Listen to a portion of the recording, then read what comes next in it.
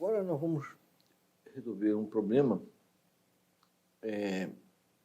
em que vai aparecer uma barra inclinada. Nos dois exemplos anteriores, as barras são horizontais e verticais. Isso facilitou muito o problema porque nós podíamos somar diretamente os coeficientes de rigidez locais nas direções dos eixos locais para compor os coeficientes de rigidez globais, porque as direções eram sempre horizontais e verticais. Quando você tem uma barra inclinada, os coeficientes de rigidez locais e também as reações de encastamento locais são sempre determinadas ou são definidas nas direções dos eixos locais das barras. Mas, como a gente vai somar, a gente vai ter que somar sempre forças horizontais com forças horizontais, forças verticais com forças verticais, em momentos também sempre nas mesmas direções. Então, fica mais trabalhoso. Ao final deste vídeo, a gente vai ver que isso não é para fazer manualmente, né? Então, vamos só mostrar como é que no computador a gente coloca, na verdade, vamos trabalhar com um procedimento em que automatizado, em que a gente faz uma determinação das matrizes, dos coeficientes, das matrizes das barras, elas são rotacionadas e tem um procedimento para fazer isso que é automático, na verdade, feito nos programas de computador. Então, esse exemplo aqui é mais para mostrar o problema em si e direcionar que, olha, isso realmente tem que ser feito de uma forma mais programada num programa de computador. Então, o exemplo, na verdade, é um exemplo que nós já vimos quando nós apresentamos a metodologia de análise do método de tocamentos. A gente apresentou exatamente esse mesmo exemplo. Os valores aqui numéricos são esses, as dimensões do modelo são essas que estão mostradas. Eu tenho uma barra inclinada, que tem as projeções horizontal 3 e a projeção vertical 4, ou seja, essa barra, isso aqui é um triângulo 3, 4, 5, então a barra tem um comprimento 5, né? A barra inclinada tem um comprimento 5. Eu tenho uma carga, um nó livre e 2 nós encastados. Foi o primeiro exemplo que a gente viu, apresentou a metodologia do método de tocamentos, foi através desse exemplo. Agora vamos mostrar como é que isso é calculado mesmo, né? Lá, no caso, o F2 dava os valores dos coeficientes de rigidez globais para a gente, e nós agora vamos mostrar como é que isso é mostrado no cálculo. Nós temos 3 deslocabilidades, são os deslocamentos horizontal, D1, vertical, D2 e a rotação D3, todos do nó livre aqui. As propriedades estão indicadas, os valores de mola de elasticidade em kg por metro quadrado, a seção transversal das duas barras é igual, a área dá um valor pequeno de metro quadrado e o momento de inércia é também metro quarta com valor pequeno. E a gente despreza deformações por cesariamento. Tá? Então, as deslocabilidades nós já vimos aqui, são 3, né? D1, D2, D3, aqui estão indicados os sentidos positivos da deslocabilidade, a gente não sabe a priori que vai ser, ali tá, na figura anterior está mostrado o sentido físico, mas não precisa saber, nós já vimos isso. E aqui o nosso sistema hipergeométrico, para esse caso, que são 3 apoios fictícios, cada um deles prendendo uma das deslocabilidades. A metodologia de análise é tal que nós fazemos uma superposição de casos básicos, utilizando esse sistema principal, esse sistema hipergeométrico como estrutura auxiliar, e eu tenho, então, 4 casos, porque eu tenho 3 deslocabilidades. Caso 0 é a solicitação externa isolada no sistema hipergeométrico, e os demais, cada um deles isola uma deslocabilidade. O caso 0, nós já vimos, essa solução fundamental aqui é a solução de engastamento, é o QL2 sobre 12, esse mais 15 e esse menos 15. Isso sai da solução fundamental de uma barra biengastada, uma carga uniforme distribuída para baixo, e depois a gente, então, tem esse beta 0, a reação horizontal não tem, porque não tem força aplicada na direção horizontal. O beta 2,0 é a metade da carga que atua aqui, a outra metade é quem pega aqui o força vertical, e a outra metade é o engaste. Aqui quem pega esse momento na extremidade engastada da esquerda é a chapa 3, que dá esse beta 3,0 mais 15, mais por quê? É no sentido anti-horário, que é compatível com isso. No lado direito, que eu tenho engaste, é um momento no sentido horário, por isso que é menos 15. Então, esse é o caso 0, esse é o M0. Aqui começa a questão da consideração da barra inclinada. Globalmente o que eu estou impondo é um D1 igual a 1. E eu vou mobilizar as duas barras conforme indicado. Como a chapa 3 está fixando a rotação D3 no caso 1, a tangente que sai aqui na barra inclinada, ela é igual à tangente original. Apenas há um deslocamento horizontal. Esse deslocamento horizontal ele é imposto, mas aí a gente está vendo, com a barra inclinada, isso mobiliza uma deformação axial e uma deformação transversal. Então, essa aqui é a diferença. Aqui, quando eu dou um deslocamento global horizontal, eu estou mobilizando tanto o efeito axial quanto o efeito transversal dessa barra. Já a barra horizontal, ela, na verdade, só é mobilizada axialmente, porque a direção local é a mesma, paralela à direção global. Então, as minhas soluções tabeladas, o que eu vejo aqui, meu deslocamento axial, só trigonometria, eu tenho um ângulo θ, isso aqui, a deformação axial provocada por esse deslocamento global 1 horizontal é esse cosseno de θ, 3/5, no sentido de tração. E o deslocamento transversal é para baixo, que é igual ao seno de θ, que é igual a 4/5. Tá? Então, eu tenho que, para eu saber a solução, o que ocorre com a barra, eu tenho que olhar o que ocorre axialmente e o que ocorre transversalmente. E nós temos aqui uma superposição dessas duas situações, axial e transversal. Os valores das forças que aparecem e momentos que aparecem na extremidade da barra são determinados em função desse comportamento axial e desse comportamento transversal. Então, por exemplo, aqui, axialmente, eu tenho um deslocamento que não é unitário, é um deslocamento de 3/5. Então, a força axial que aparece é de tração. Então, é A sobre 5, que é o comprimento da barra é 5, vezes o cosseno de θ, que é 3/5. Aparece na extremidade superior da barra e na extremidade inferior isso. Então, o efeito axial é independente do efeito transversal, mas ele é mobilizado também nessa situação do caso 1 aqui. Já o efeito transversal, que tem um deslocamento que não é unitário, é um deslocamento de 4/5. A extremidade superior da barra sofre um deslocamento transversal que é para baixo no sistema local, vai aparecer, então, um conjunto de forças e momentos, forças cortantes, né, forças transversais e momentos, que são consistentes com essa imposição de um deslocamento transversal de 4/5. Aí está lá, aparece 12 aí sobre 5 ao cubo, só que agora vezes seno de θ, do lado oposto 12 aí sobre 5 ao cubo vezes seno de θ, e o momento que aparece 6 aí sobre L2, ou sobre 5 ao quadrado, vezes o seno de θ. Então, aqui, os valores são os mesmos, só que agora, em vez de ser unitário, no caso, 4/5, que é imposto aqui transversalmente. Então, já vi uma diferença. E os sentidos físicos que estão indicados aqui são sentidos compatíveis com a concavidade e com, enfim, com esse deslocamento que é imposto nessa direção aqui, transversal para baixo aqui na viga inclinada. Ocorre que, além disso, eu tenho que somar forças horizontais com forças horizontais, forças verticais com forças verticais. Mas essas forças estão inclinadas, porque eu defini tudo no sistema local da barra. Então, eu tenho ainda que projetar no sistema global de volta esse resultado, e é isso que acontece. Então, eu vou pegar, para achar o K1, eu vou pegar a projeção horizontal dessa força axial, mais a projeção horizontal dessa força transversal à barra.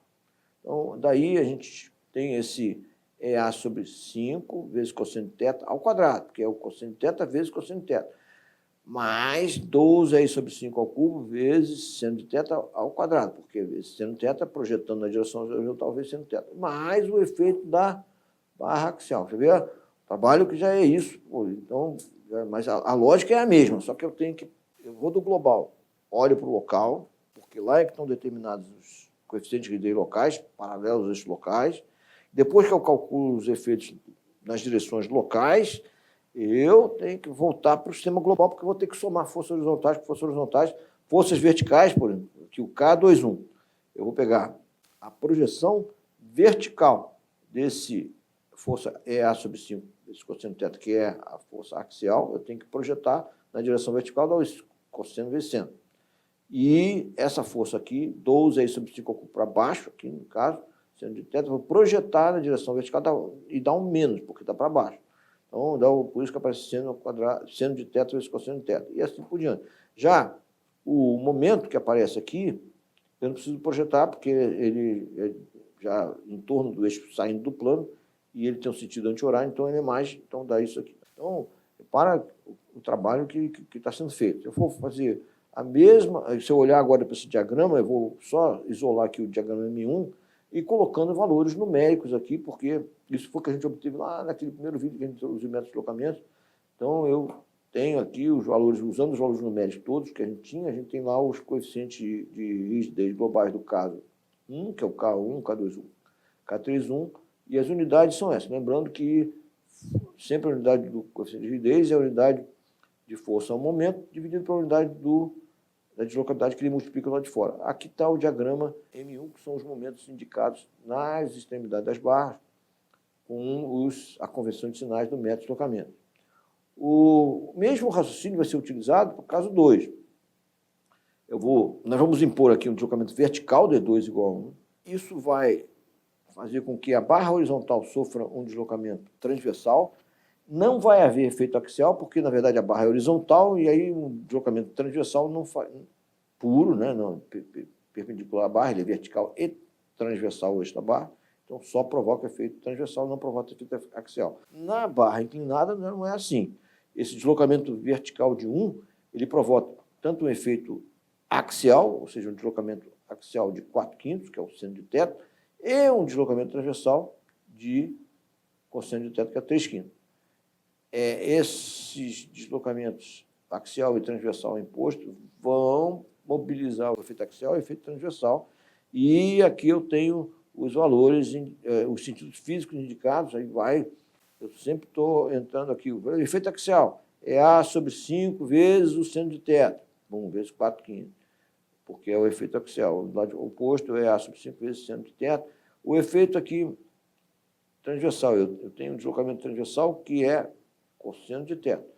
Então, vai dar o 12 sobre 5 ao cubo, 5 ao complemento da barra, vezes o valor do deslocamento que foi dado, e aqui o momento é 6 sobre 5 quadrado vezes cosseno de θ, e assim por diante. Os sentidos físicos estão indicados aqui, compatíveis com as concavidades, são os detalhes que nós já vimos nos outros exemplos, mas o que importa aqui é, eu tenho um deslocamento imposto no sentido global, eu vejo o que acontece em termos de efeitos locais nas direções dos eixos locais, porque é ali que estão determinados os coeficientes de rigidez locais, paralelos aos eixos locais, aí eu vejo quais são as forças e momentos que atuam nas direções paralelas aos eixos locais da barra axial e transversal, e momento sempre em torno do eixo Z que sai do plano, e agora, para eu poder somar o efeito da barra horizontal com o efeito da barra inclinada, eu tenho ainda que projetar essas forças e momentos aqui no sentido que estão nos eixos locais para os eixos globais, porque eu tenho que somar força horizontal com força horizontal para dar o K12, força vertical com força vertical para dar o K22, e momento, tem que somar os dois momentos que vêm das duas barras, que são em torno do eixo vertical. Então, por isso que aparece aqui, então, esse seno, cosseno, cosseno, seno, seno ao quadrado, aqui eu somei o meu 12 sobre 6 ao cubo, porque na barra horizontal já vem puro, não tem cosseno nem seno, a barra ela é paralela ao eixo global, então, por isso que veio como era nos exemplos anteriores. E aqui aparece também o momento que tem a contribuição, e aqui no sentido horário, esse momento que aparece, é A sobre 5 ao quadrado vezes cosseno de θ, por isso que dá menos aqui, e esse mais, porque isso aqui é no sentido anti-horário, na barra horizontal, mais 6 é I sobre 6 ao quadrado.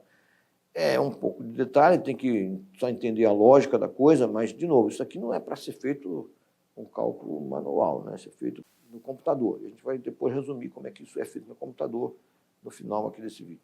O que nós temos aqui, então, é só um resumo do que acontece com o caso 2, com os valores numéricos aqui, substituindo todas as propriedades de modularidade, de área, de seção, de momento de inércia, dá esses valores dos coeficientes de rigidez globais do caso 2, K12, K22, K32, e aqui também estão indicadas as reações dos apoios originais da estrutura, nos engastes, e nós temos aqui o diagrama de momentos vetores indicado na convenção de sinais do método, compatíveis com esse sentido dos momentos que atuam em cada uma das barras. O caso 3 também é semelhante, aqui um pouco mais simples, porque a imposição de uma rotação no D3 igual a 1 global vai impor rotações locais que também têm as mesmas direções saindo do plano. Então, não é muito trabalhoso. Então, a barra horizontal vai ter componentes de forças e momentos que já são nas direções globais, enquanto que, quando eu vou para a barra inclinada, as direções, uma rotação imposta nas direções locais, provocam forças transversais ao eixo da barra, que, no caso, é inclinada em relação ao eixo global, e momentos aqui nas direções em torno do eixo Z local, que é igual ao Z global. Tudo semelhante, eu olho sempre olhando a solução local nas direções dos eixos locais para compor o global. Para compor o global, eu preciso só, na barra inclinada, projetar essas forças inclinadas que aparecem aqui nas direções horizontal e vertical. E por isso que esse K13 é a projeção desse EA sobre 5 ao quadrado na direção horizontal, que dá vezes seno θ. Já o K23 é a projeção dessa força EA sobre 5 ao quadrado no eixo vertical, dá para baixo, por isso sai negativo vezes cosseno θ, e eu somo a isso o efeito na barra horizontal, que é, então, somando força vertical com força vertical, porque o K23 é vertical, dá essa soma com mais 6 aí sobre 6 ao quadrado, que é o efeito da barra horizontal. Já os efeitos dos momentos é simplesmente somar os dois momentos que aparecem, aqui é 4i sobre 6, que é o comprimento da barra horizontal, e 4i sobre 5, que é o comprimento da barra inclinada. Então, a soma desses dois momentos. Isso também, substituindo os valores que nós temos de modularidade, área, homogeneidade, a gente chega aqui nesses valores numéricos. Aqui o coeficiente de rigidez do caso 3 são todos duas forças em um momento, mas a unidade deles é dividida pela unidade do T3, que é radiano. E aqui está o diagrama, os valores dos momentos indicados na extremidade das barras. A lógica é sempre a mesma, leva para o local, vê o que acontece no local e depois projeta de volta para o global. A solução desse problema, então, está em restabelecer as condições de equilíbrio, zerando os efeitos dos apoios fictícios. Isso a gente já tinha resolvido lá no primeiro vídeo sobre método de deslocamento. E aqui estão os valores, já tínhamos indicado esse deslocamento, mas aqui estão os valores numéricos dele, mas D1 dá para a direita, positivo, valor bem pequeno em metro, 10 a menos 3, né? D2 é para baixo, também é um valor pequeno em metro, 10 a menos 3, mas é negativo. E o D3 é uma rotação no sentido horário, por isso que é negativo, também uma rotação pequena em radiano, 10 a menos 3. De novo, aqui a superposição dos casos básicos aqui para dar o diagrama no momento dos setores finais, levando em conta os valores que nós acabamos de calcular das deslocabilidades, é a mesma coisa, superposição dos valores dos momentos na extremidade de cada uma das barras, ainda na convenção de sinais do método, M igual a M0 mais M1, D1, mais M2, D2, mais M3, D3, sendo os valores D1, D2, D3 estão indicados, com sinais aqui e tudo, e somando os efeitos de cada um dos casos, em cada uma das extremidades de barra, a gente tem esses valores finais aqui de momento, menos 5,3, mais 5,3, menos 21, tudo isso tem uma convenção de sinais do método de deslocamento. E isso, interpretando o lado da fibra tracionada, está aqui do lado, a gente não precisa repetir o que a gente já fez nos exemplos anteriores, mas é isso que acontece aqui nesse caso semelhante. Vamos aproveitar só esses resultados desse exemplo com barra inclinada para tentar generalizar o procedimento do método de deslocamentos para qualquer situação, barras inclinadas ou barras horizontais. Primeiro, uma definição. Nós definimos deslocabilidades locais de barras nas direções dos eixos locais, e agora nós estamos definindo deslocabilidades locais, ou seja, de uma barra isolada, agora paralelas aos eixos globais. Tá? Então, notação, letra minúscula porque é barra isolada. Sem linha, ou seja, D1, D2, D3, D4, D5, D6, porque são direções paralelas aos eixos globais X global horizontal, Y global vertical. A rotação D3 e D6 são nas direções do eixo globais, mas que coincidem com os eixos locais, Z minúsculo, local de uma barra no pórtico plano, coincide com o Z maiúsculo, global do pórtico plano. Aqui eu tenho uma barra genérica com uma inclinação θ, e eu estou mostrando aqui o efeito das deslocabilidades com a sua notação, com essa setinha com tracinho na base, e aqui uma interpretação física com os valores positivos das deslocabilidades e uma configuração deformada com todos os valores positivos. Óbvio que a gente sempre exagera nesse deslocamento, mas assim, é uma definição que a gente... agora eu estou definindo, então, as mesmas deslocabilidades que a gente definiu nas direções paralelas aos eixos locais, agora nos eixos globais. Há uma relação entre elas que não vou deduzir, eu vou só mostrar o resultado final que a gente precisa. Quer dizer, a gente já tinha definido isso aqui, uma matriz de rigidez local no sistema de eixos locais. Né? A definição dela tem um linha. Por que tem um linha? Porque são sempre direções paralelas aos eixos locais. E como o efeito axial é independente do efeito transversal de flexão, alguns desses coeficientes de rigidez, o efeito axial não provoca flexão e a flexão não provoca efeito axial, por isso que alguns desses coeficientes são nulos, mas aqui a matriz K minúsculo, porque é local de barra, linha, porque é na direção dos eixos locais. Força, o momento que deve atuar na extremidade de uma barra isolada na direção das locais de linha, de I linha, ou seja, linha porque é paralelo ao eixo local, para equilibrar quando a deslocabilidade unitária DJ' igual a 1, deslocabilidade imposta em uma direção paralela ao eixo local, é imposta isoladamente em uma das extremidades. Então, essa é a definição do que é um coeficiente de rigidez local na direção dos eixos locais, e eles compostos, a gente já tinha visto isso, eles compõem uma matriz de rigidez local nas direções dos eixos locais. A mesma coisa pode ser definida agora para as deslocabilidades nas direções dos eixos globais. Ainda é local de uma barra, mas nas direções dos eixos globais. Então, agora a diferença aqui de notação é que não tem linha. K minúsculo, porque é local de uma barra, sem linha, porque é na direção paralela aos eixos globais. Força, ao momento que deve atuar em uma extremidade de uma barra isolada, na direção da deslocabilidade DI, sem linha, para equilibrá-la quando a deslocabilidade unitária DJ, sem linha, é imposta isoladamente em uma das extremidades. Agora a gente não pode dizer quais são nulos e quais não são nulos. Depende se a barra for horizontal ou vertical. Se a barra for horizontal, vão aparecer alguns termos nulos.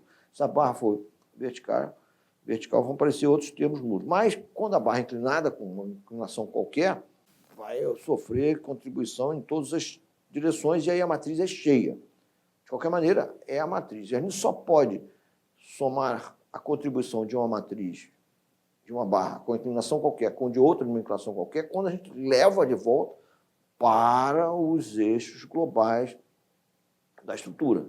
A gente só pode somar força horizontal com força horizontal vindo de cada uma das barras, com força vertical vindo de cada uma das barras. A lógica foi a lógica que esse exemplo mostrou, mas agora a gente está generalizando. Né? Para essa generalização, não estou mostrando a dedução aqui, mas a gente vai definir aqui uma matriz de rotação, que é a matriz que faz a rotação do sistema global para o sistema local. Essa matriz ela tem os senos e cossenos que aparecem alguns sinais de mais e de menos. A álgebra linear, na verdade, mostra isso muito bem. A matriz de rotação, tá? Mas intuitivamente a gente viu como é que funciona isso, a gente leva para o local, depois projeta de volta para o global, mas isso, na hora de programar isso no programa, a gente leva em conta essa matriz de rotação e a matriz local. E a gente calcula esses senos e esses cossenos, levando em conta as coordenadas dos nós da barra. Isso fica realmente genérico. A barra pode ter qualquer inclinação, eu posso pegar o nó inicial, I é o nó I, o nó J é o nó final. Se a barra for no primeiro quadrante, assim, o θ for no primeiro quadrante, o nó inicial, XI menor que XJ, YI menor que XJ, e aí o ângulo no primeiro quadrante. Aí tem o ângulo no primeiro quadrante, no segundo quadrante. E o legal é que você pode escrever o cálculo desse cosseno, desse seno, de uma forma totalmente arbitrária, depende só das coordenadas, e o sinal sai naturalmente por essas expressões que estão mostradas aqui. Então, primeiro a gente calcula o comprimento da barra, é o quadrado da diferença das coordenadas, isso é o comprimento da barra, e o cosseno de θ é só XJ menos XI sobre L, e o seno de θ é YJ menos YI sobre E. Isso funciona para todas as situações que estão mostradas aqui. Os sinais dos senos e cossenos vão ficar consistentes para cada uma das situações, o que é ótimo. Programar isso, você programa essa matriz de rotação com esses sinais que estão aparecendo ali e o cálculo dos senos e cossenos está aqui. No caso bidimensional, isso é muito simples. No caso tridimensional, isso é um pouco mais complicado, mas a ideia é a mesma. Tá? E, finalmente, a matriz de rigidez local, K, sem linha, ainda K minúsculo, porque é da barra isolada, ela é obtida de uma forma automática da matriz K', que é a matriz de rigidez que nós tínhamos tabelada, todos aqueles coeficientes tabelados, barra sem articulação, barra com articulação na extremidade esquerda, na extremidade direita, todas aquelas matrizes, elas têm uma maneira única de determinar a matriz de rigidez com os coeficientes paralelos às direções globais, e é feito através desse triplo produto. Eu não estou mostrando essa dedução, a gente viu isso no cálculo com esse exemplo, mas aqui está uma generalização, e é assim que é feito no programa de computador. O que está faltando é a dedução dos coeficientes de rigidez locais nas direções dos eixos locais. E é isso que está faltando para completar esse módulo.